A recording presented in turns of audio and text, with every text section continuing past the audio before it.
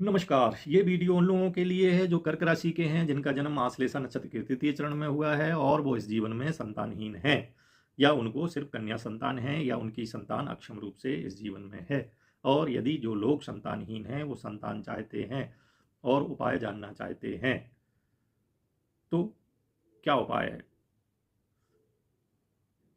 कहते हैं उन व्यक्तियों को चाहिए कि वो अपनी आय का छठा भाग पुण्य कार्य में लगाएं, स्वर्ण के एक वैश्य की मूर्ति बनाएं, उनका विधिवत पूजन करें और वो ब्राह्मणों को दान दे दें। पुराने टूटे फूटे कुएं बावड़ियों को सुधार दें या नया कुआं खोद दें। बस इतने से ही उनको अवश्य ही पुत्र हो जाएगा। तो अभी तक क्यों नहीं हुआ?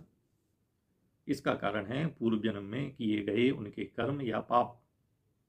पिछले जन्म में ऐसे व्यक्ति, डीलचंद नाम के व्यक्ति, जो गंगा जी के उत्तर किनारे में जिनका आवास आवास था और वो माली जाति के थे,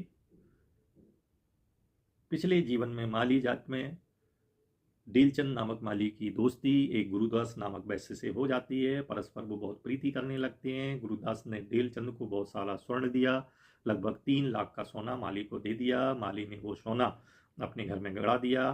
फिर माघ महीने में, जैसा अपन जानते हैं, प्रयागराज में जो है माघ में मेला लगता है, तो प्रयागराज में त्रिवेणी संगम में वो दोनों, डीलचंद माली और गुरुदास वैश्य, गंगा स्नान करने चले गए। गंगा स्नान करने के बाद माली तो घर वापस आया, लेकिन वैश्य जो है वो काशी दर्शन करने चला गया, वहाँ उसकी मृत्यु हो गई।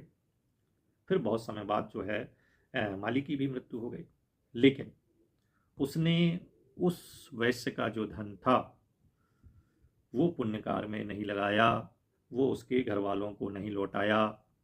इस पाप के कारण, पूर्व जन्म के पाप के कारण इस जीवन में उसको या तो संतान नहीं होती है या सिर्फ लड़कियां लड़कियां होती है।